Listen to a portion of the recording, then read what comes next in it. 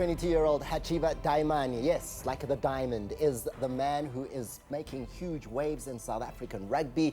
He's an eighth man with the Lions. He's been in Super Rugby. Last year started 7 games in Super Rugby and is absolutely on the pinnacle of being one of those men that we talk about all the time when it comes to the rugby in this country. Hacjivah, welcome to the show. How are you? Thank you very much for having me today. I'm very good, but your story is just, I don't even know where to begin. So let's begin in the beginning. Okay. Before you were born, how were you created? Who were the people that created Hacjivah? So yonke into iqale when my mother and father met in Cape Town. In a boxing match, actually. In time of big boxer. Yeah, my dad was a boxer. And then, yeah, they met in Cape Town. And can't even say it's love at first sight. It was just, you know, everything just happened, everything clicked. My dad had the game. And then eventually, 1997, I was born. So, Dad is Nigerian born, boxer. Yeah. So we can see already what's going on. Mom, Xhosa woman, out of Cape Town, who's also a sangoma. Yeah.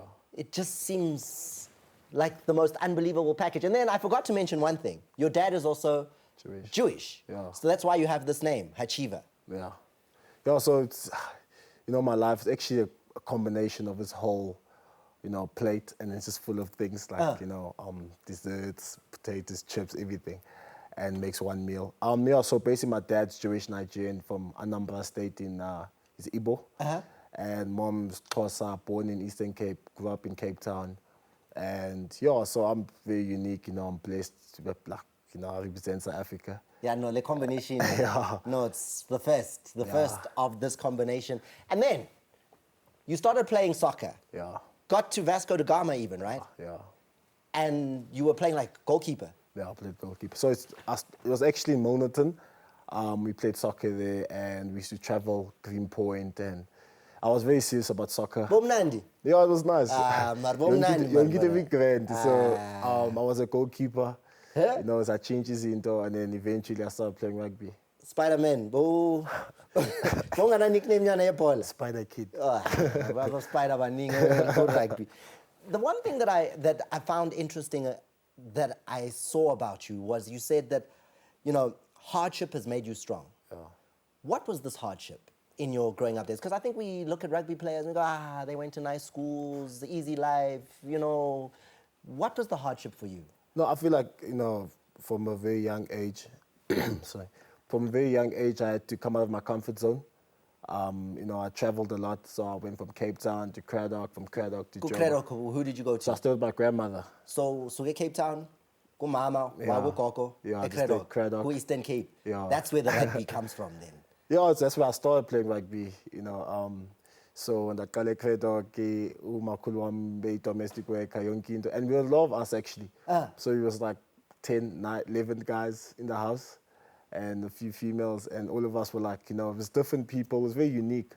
Can you say your name, where your gran would have said it? So she never used to call me Hacjivah. That's the thing. Because I'm trying to imagine it in Xhosa. Nah, she never used to call me. They call me Nachi.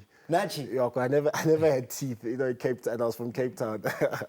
So they said Nachi was an advert, that Oros advert. What do you mean you never had teeth? Yeah, so I think it was fashionable in Cape Town. So I had like milk teeth and my teeth were coming out, and I asked my mom to take out the front teeth and leave the 2 tiger teeth. And so my name was Nachi, and then Unfortunately, you didn't do it as an adult, dude. Because then they're not going to come back. Actually, I'm very glad, that when that she behind, Okay. I also want to quickly discuss the speed that we've had a conversation a little bit about. Tell me you're lying. 10.6 for the 100 meters for a man your size, your weight. You can cover the 100 meters in 10.6. You must be then the fastest player at the Lions. Fastest player, it's a tough one. I think it's a tough one. I think it's between me and a few guys at the Lions, but I actually back myself. No, man. No, I back myself, but there's some guys that are quick at the Lions. And Apiwe? It's a tough one, hey. Is a photo finish? No, it's not a photo finish. He knows. Oh, what does he know? I can't expose him on TV. I can't expose him on TV. Are you telling me you're quicker than the winger? I can't expose men on TV. You're quicker than the Springbok winger. I'm not saying anything. I'm not saying anything. But I've been hearing like that the Lions have been trying to convince you to actually play out on the wing. Yeah, You're playing at 8th man, but there's like, but man, coach, man, I'm like a wings boy. Utala Bezama, see, they've been trying to take me to wing, and I played a few games at wing. But personally, I feel like I play where they need me most, and I feel like at 8, I'm bringing something different in South African rugby, and yeah.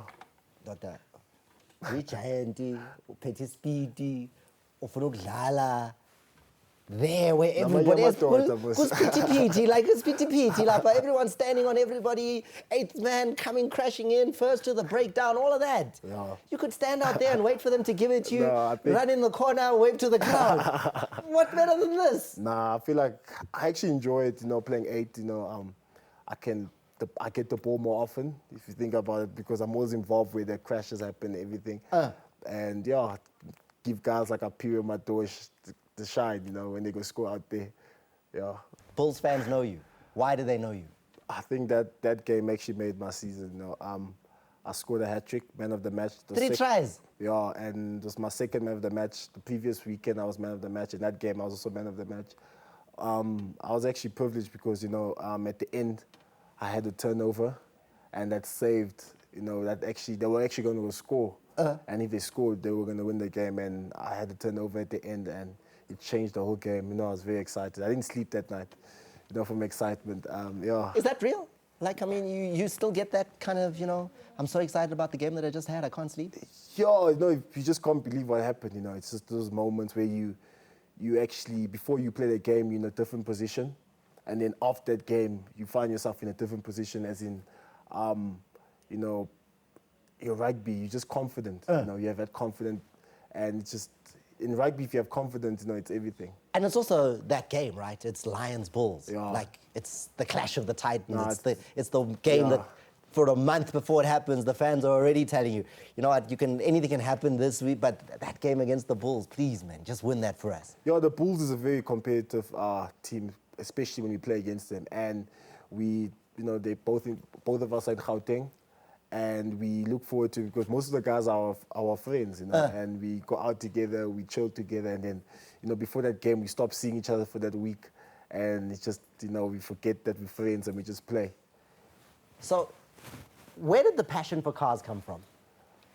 I mean, actually started with speed,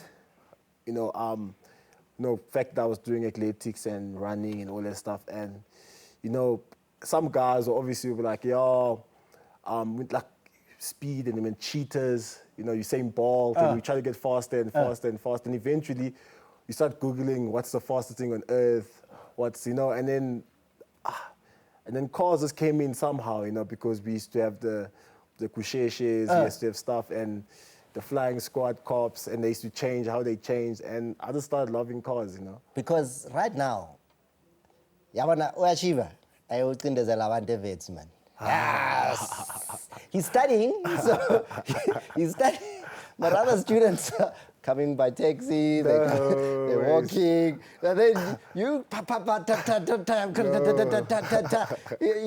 you're mesmerized, man. Nah, I'm just confusing the enemy, CTE. But I hope you don't race that car, right? No, I don't race, I just, for me it's more of like how it looks, presentation and how it sounds, not speed. I don't really taste speed, you know what I'm saying?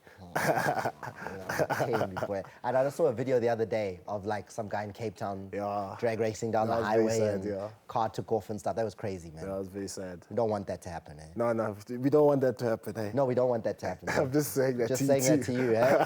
I mean, I wouldn't. Ngimdala, man. You're still 22 years of age. So studying rugby, you took a year off, right? Yeah, I took between high school and then studying your BA. Yeah. BCom, right? No, BA. BA. Yeah. So why? Was it one of those like, I'm going to Europe, I'm going to take a gap year, I'm so nice. Was it that? No, so what happened was I came out of school, and it was I played junior level, and then it was actually my first senior season. and I didn't know what to expect, you know, and I wanted to study, but I thought to myself, I'm not going to have enough time. Let me see first this year how it goes. And we started traveling a lot, playing away games, and I actually realized that, listen, I can't study during the day. It actually helped me because I knew that I had so much time at night. So I went to Wits and they had those part-time classes, and I did the Wits Plus. So you just wanted to focus on rugby in that year, just establish yourself. Just to see where I am and try to get into the mix, you know. And now you're in the same position as the captain at the Lions, right? Yeah.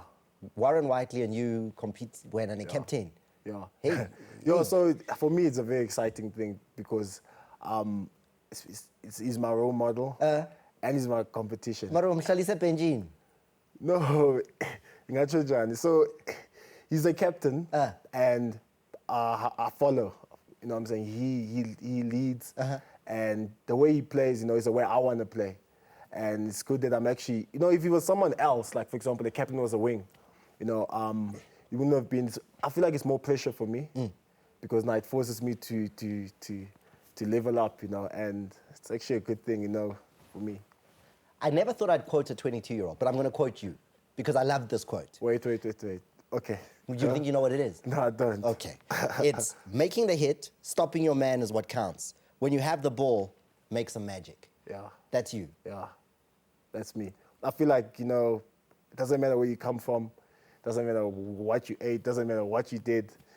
When you're on that field, you know, just the magic that counts. All right. Everyone wants to see this, I'm sure. So let's stand up very quickly. No, yeah. Now you guys can see the size 6. And then can we just look here? Can we look here? Can we just look? Because it's a size 8 next to a size 12. No, it's a size And then 6. here we're the same height as well. Shampoo twins.